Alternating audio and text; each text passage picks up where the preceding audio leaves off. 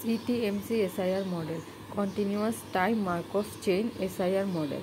একটা deterministic SIR model থেকে আমরা এখন স্টোকাস্টিক এসআইআর মডেলে যাব, অ্যাপ্লাইং মার্কভ প্রপার্টি।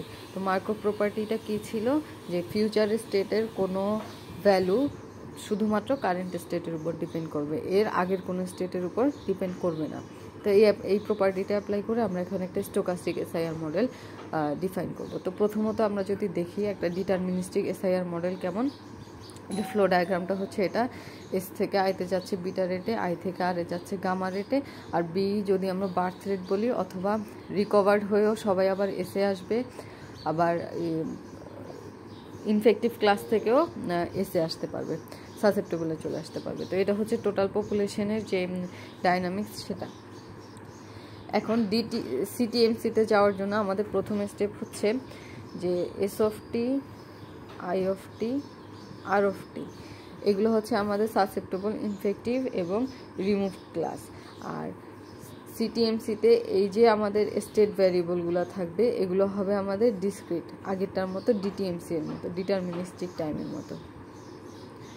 এগুলো হবে আমাদের ডিসক্রিট, কিন্তু আমাদের যে টাইম ইন্টারভেলটা থাকবে, আগে ওটা ছিল আমাদের 0 ডেলটি 2 ডেলটি এভাবে করে, কিন্তু এখানে আমাদের টাইম ইন্টারভেলটা হবে কন্টিনিউয়াস। তো এটা হচ্ছে আমাদের প্রথম স্টেপ, যে কোনটা কন্টিনিউয়াস আর কোনটা ডিসক্রিট এটা ডিফাইন করে দেওয়া। 2 নম্বর স্টেপে আমরা করব কি, এই যে একটা প্রসেস, এখানে আসলে র্যান্ডম ভেরিয়েবল কারা, আমরা যে স্টোকাস্টিকে যাব আমাদের র্যান্ডম ভেরিয়েবল লাগবে। তো র্যান্ডম ভেরিয়েবল কারা, আমরা এনকে এন ইকুয়াল টু আমরা জানি হচ্ছে S plus I plus R. তো এটাকে আমরা কি লিখতে পারি, R equal to N minus S minus I. তার মানে ইন্ডিপেন্ডেন্ট ভ্যারিয়েবল কারা এখানে, এস আর আই হচ্ছে ইন্ডিপেন্ডেন্ট র্যান্ডম ভ্যারিয়েবল। তাহলে আমরা ধরে নিচ্ছি হচ্ছে আমাদের S of T, I of T, এগুলো হচ্ছে ইন্ডিপেন্ডেন্ট র্যান্ডম ভ্যারিয়েবল। তাইলে এগুলো হচ্ছে টি ইকুয়াল টু 0 থেকে ইনফিনিটি ইন্ডিপেন্ডেন্ট র্যান্ডম ভ্যারিয়েবল। তো আমরা জানি কি, ইন্ডিপেন্ডেন্ট র্যান্ডম ভ্যারিয়েবল থাকলে ওইটা আমাদের মেজার করার জন্য প্রবাবিলিটি আমরা এগুলোকে অ্যাসাইন করে দিই। তাইলে আগে শুধু একটা ভ্যারিয়েবলের প্রবাবিলিটি হলে সিঙ্গেল প্রবাবিলিটি ফাংশন থাকতো, কিন্তু এখানে আমাদের 2টা র্যান্ডম ভ্যারিয়েবল একসাথে ভ্যারি করবে টাইমের সাপেক্ষে। তাইলে আমাদের প্রবাবিলিটি ডিস্ট্রিবিউশন ফাংশনটা কেমন হবে, জয়েন্ট প্রবাবিলিটি ডিস্ট্রিবিউশন ফাংশন হবে। তাইলে আমরা যদি ধরি পি হচ্ছে যে ফাংশনটা নির্দেশ করতেছে, আর এস এর স্টেট হচ্ছে ইনিশিয়াল কারেন্ট স্টেটে এস আর আই টি, মানে টি টাইমে আমাদের সাসেপ্টেবল হচ্ছে এস জন, ইনফেক্টেড হচ্ছে আই জন। এটাকে আমরা একটা প্রবাবিলিটি, জয়েন্ট প্রবাবিলিটি দিয়ে ডিফাইন করতে পারবো, that is S of T, I of T, এই দুইটা equal to S comma I. এটা হচ্ছে আমাদের প্রবাবিলিটি ফাংশন। তাহলে একটা জয়েন্ট প্রবাবিলিটি ডিস্ট্রিবিউশন ফাংশন দিয়ে আমরা ডিফাইন করলাম। এখন আমাদের 3 নম্বরের স্টেপে কী হবে, 3 নম্বরের স্টেপে গিয়ে আমরা বলবো যে আমরা যে একটা বাইভেরিয়েট প্রসেস আমরা ডিফাইন করলাম, এই বাইভেরিয়েট প্রসেসটা হচ্ছে মার্কভ প্রপার্টি ফলো করে। বাইভেরিয়েট প্রসেসটা হচ্ছে মার্কভ প্রপার্টি ফলো করে। তো 4 নম্বরের স্টেপে আসি আমরা।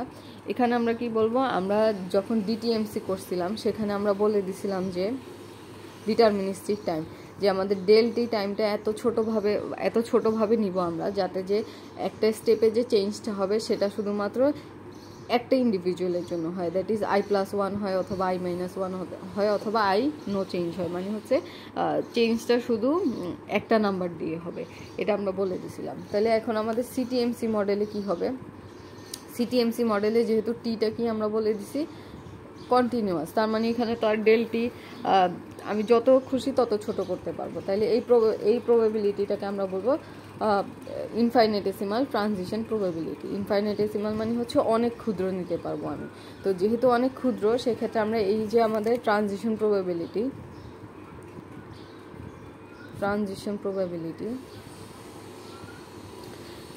প্রবাবিলিটার ডেফিনেশনে আমরা একটা অর্ডার অফ ডেলটি অ্যাড করে দিব, অর্ডার অফ ডেলটি অ্যাড করবো। যেহেতু আমরা ডেলটি ডিসক্রিট টাইমে, যেহেতু আমাদের স্টেটগুলো ডিসক্রিট, আমাদের কাজ করতে হচ্ছে ডিসক্রিট টাইমে, কিন্তু এই ডিসক্রিট টাইমের কাজে সাথে কন্টিনিউয়াস টাইমের একটা রিলেশন রাখার জন্য আমরা এখানে অর্ডার অফ ডেলটির একটা ডেফিনেশন ইউজ করবো, যেখানে হচ্ছে টি যখন অনেক বড় হয়ে যাবে তখন order of del t divided by del t, এই লিমিটটা হবে 0। তার মানে হচ্ছে আমরা যখন ডিসক্রিট থেকে কন্টিনিউয়াসে মুভ করতে চাইবো তখন আমরা যদি লিমিট নিয়ে নেই তখন এটা কন্টিনিউটিতে চলে যাবে ডিসক্রিট প্রসেসটা, এবং আমাদের কোনো ভুল থাকবে না এই একটা ডেফিনিশন অ্যাপ্লাই করার জন্য। এখন তাইলে আমাদের কাজ হচ্ছে আগের মতো প্রবাবিলিটি ডিফাইন করলাম, এখন আমরা ট্রানজিশন প্রবাবিলিটি ডিফাইন করব। ট্রানজিশন প্রবাবিলিটিটা কি, আমরা পি অফ আগে ধরছি এস আই, তাহলে এস এর সাথে কিছু একটা ট্রানজিশন হবে, আমরা ধরলাম এস প্লাস কে, আর আই এর সাথে কিছু একটা ট্রানজিশন হবে আই প্লাস জে ধরলাম। কোন সময়, ডেল টি সময়। আমরা এখানে জাস্ট চেঞ্জটা নিয়ে কাজ করতেছি, এস থেকে এস প্লাস আই হয়ে গেছে, এস প্লাস কে হয়ে গেছে, আর আই থেকে আই প্লাস জে হয়ে গেছে। আগে আমাদের একটা র্যান্ডম ভেরিয়েবল ছিল, সেজন্য আমরা ওটা এভাবে লিখছিলাম পি অফ জে আই, মানে আই স্টেট থেকে জে স্টেটে গেছে, আর টাইম লিমিটটা এরকম ছিল টি প্লাস ডেল টি সময় হচ্ছে জে আর টি সময় হচ্ছে আই। এটা ছিল একটা র্যান্ডম ভেরিয়েবলের জন্য। তো এখন যেহেতু আমার দুইটা র্যান্ডম ভেরিয়েবল, তাহলে দুইটার জন্য 4টা লিখতে হবে, এই জন্য আমরা শুধুমাত্র চেঞ্জেরটা লিখলাম, তাহলে একটা লিখলেই আমাদের কাজ হয়ে যাবে। তাহলে এখন আমরা ট্রানজিশন প্রবাবিলিটিটা ডিফাইন করব। আচ্ছা, এই ট্রানজিশন প্রবাবিলিটিটা ডিফাইন করার জন্য আমরা একটু আমাদের মডেলটার দিকে তাকাবো, মডেলটা থেকেই আমাদের প্রবাবিলিটিগুলো আসবে।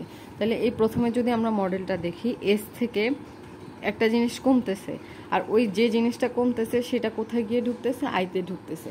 তাহলে আমাদের এস এর চেঞ্জ হচ্ছে কে, আর আই এর চেঞ্জ হচ্ছে জে, কে কমা জে। আমরা বলতে পারি কি, কে হচ্ছে এস কমতেছে একটা, আর আই হচ্ছে যে একটা বাড়তেছে, তাহলে -1 একটা কমতেছে, +1 একটা বাড়তেছে। তাহলে আর এটা আমাদের মডেলে কি, beta S I divided by N. তো বিটা স্মল এস আই এর জন্য small I divided by N del T. আর আমরা বলছিলাম কি, আমরা একটা order of del T add করবো, অর্ডার অফ ডেল টি। এটা হচ্ছে প্রথম চেঞ্জ আমাদের। এখন সেকেন্ড চেঞ্জ কি হবে, কে জে, কে জে। আমরা আরেকটা চেঞ্জ দেখতে পারতেছি, আমরা প্রথমে এস এর গুলাই চিন্তা করি। এসে বি আর একটা জিনিস অ্যাড হচ্ছে, কিন্তু এটা কি আইতে কোথাও আছে, নাই, কারণ এটা রিমুভটা যাচ্ছে, আর রিমুভ তো আমরা আমাদের র্যান্ডম ভেরিয়েবল হিসেবে নেই। তাহলে আমাদের এই বি আরটা হচ্ছে এসে চেঞ্জ হচ্ছে, অ্যাড হচ্ছে, কিন্তু আইতে কোনো চেঞ্জ হচ্ছে না। তাহলে এসে 1 আইতে 0, এসে একটা অ্যাড হচ্ছে, কিন্তু আইতে ওইটা আই এর সাথে কোনো রিলেশন নাই। তা আর এই প্রবাবিলিটিটা কি, বি আর, তো আর তো আমাদের নাই, তাহলে N minus I minus S del t plus order of del টি, এটা একটা গেল। এখন আরেকটা আমরা যদি চিন্তা করি যে বিআই, ঠিক আছে, বিআই আমাদের এস অ্যাড হচ্ছে, আর আই থেকে কি হচ্ছে, বাদ হচ্ছে। তাহলে এখানে 1 হবে, আর আই থেকে বাদ হচ্ছে -1 হবে, সেটা কি বিআই। তাহলে BI del t plus order of del t. এখন আমরা আরেকটা দেখি, আমাদের এস এর 3টার কাজ শেষ, আই এর 2টা অলরেডি চলে আসছে, তাহলে আমাদের আই এর মধ্যে একটা থেকে যাচ্ছে গামা আই, যেটা আমাদের আই থেকে বিয়োগ হচ্ছে, কিন্তু এস এ গিয়ে ঢুকতেছে না, সেটা আর এর সাথে রিলেটেড। তাহলে আই এ চেঞ্জ হচ্ছে, এস এ চেঞ্জ হচ্ছে না, আইতে মাইনাস চেঞ্জ হচ্ছে, এস এ নো চেঞ্জ, 0 -1, সেটা হচ্ছে gamma I del t plus order of del t. আচ্ছা, এখন আর কোনো চেঞ্জ নাই, তাহলে আমরা লিখতে পারি নো চেঞ্জ, যেটা 0 0, সেটা হবে 1 মাইনাস এই 3টার যোগফল, ঠিক আছে। আর আদারওয়াইজ প্রবাবিলিটি, ট্রানজিশন প্রবাবিলিটিতে হবে 0। তাহলে আমরা মডেল থেকেই ইজিলি এই জিনিসটা আমরা জেনারেট করতে পারি। এটা হচ্ছে আমাদের ট্রানজিশন প্রবাবিলিটি। তাহলে আমরা একটু দেখি কি করলাম। আমরা প্রথমে র্যান্ডম ভেরিয়েবল ডিফাইন করলাম, র্যান্ডম ভেরিয়েবলের প্রবাবিলিটি অ্যাসাইন করলাম, বলে দিলাম মার্কভ প্রপার্টি ফলো করে, তারপরে ট্রানজিশন প্রবাবিলিটি ডিফাইন করলাম। এখন আমাদের 5 নাম্বার কাজ কি? আচ্ছা, এখন আমাদের কাজ হচ্ছে এই যে প্রসেসটা মার্কভ প্রপার্টি ফলো করে ওই প্রপার্টিটা দেখা। তো আমাদের যদি মনে থাকে, আমরা এসআইএস মডেলের জন্য মার্কভ প্রপার্টিটা এভাবে করছিলাম যে কারেন্ট টাইমে যদি আই স্টেটে থাকে, আর এটা যদি টি প্লাস ডেল টি টাইম হয়, টি প্লাস ডেল টি টাইম হয়, মানে ফিউচার স্টেট, আর কারেন্ট স্টেট যদি টি হয়, কারেন্ট স্টেটের 3টা পসিবিলিটি ছিল, I-1, I+1 আর আই। এখান থেকে আমাদের আইতে যাওয়ার জন্য প্রবাবিলিটিগুলো আমরা বের করছিলাম। তাহলে আমরা এখন মার্কভ প্রপার্টি এখানে অ্যাপ্লাই করব। সেমভাবে মার্কভ প্রপার্টি এখানে অ্যাপ্লাই করব। আমরা ধরে নিচ্ছি যে আমাদের ফিউচারের ভ্যালু হবে এস আর আই, ঠিক আছে। তাহলে এই এস আর আই কতভাবে আমাদের কারেন্ট ভ্যালুর সাথে রিলেটেড থাকতে পারে। প্রথমটা আমরা যদি দেখে আমরা এটার সাথে মিলাই করব, তাহলে আমাদের দুইবার কাজ করা লাগবে না। এখানে আমরা দেখতেছি কে আর জে হচ্ছে -1, কে আর জে হচ্ছে প্রথমটা আমরা যদি দেখি -1 আর 1, ঠিক আছে। তাহলে এই -1 আর 1 এখানে এস কেমন থাকলে, এস যদি আমরা s+1 দিই তাহলে +1 -1 এ এস দিচ্ছে, আর আই কি হবে +1 আছে তাহলে i -1, মানে এখানে যেটা থাকবে ওটার উল্টাটা আমরা এপাশে দিব। তো সেম ভাবে আমরা প্রত্যেকটার জন্য করব। 1 0 জন্য করি 1 0, তাহলে s -1 হবে i, যেহেতু 0 i, আর +1 আছে এর জন্য -1। তারপরে আরেকটা যদি আমরা দেখি 1 -1, তাহলে এটা কি হবে s -1 i +1। এরপরে কি 0 -1, তাহলে এটা হবে s, এটা হবে i +1, -1 এর অপোজিটটা। আচ্ছা, এরপর 0 0 0 0 জন্য তো নো চেঞ্জ, s i 0 0। এখন তাহলে আমাদের ট্রানজিশন প্রবাবিলিটি থেকে আমরা মার্কভ প্রপার্টিটা আনলাম।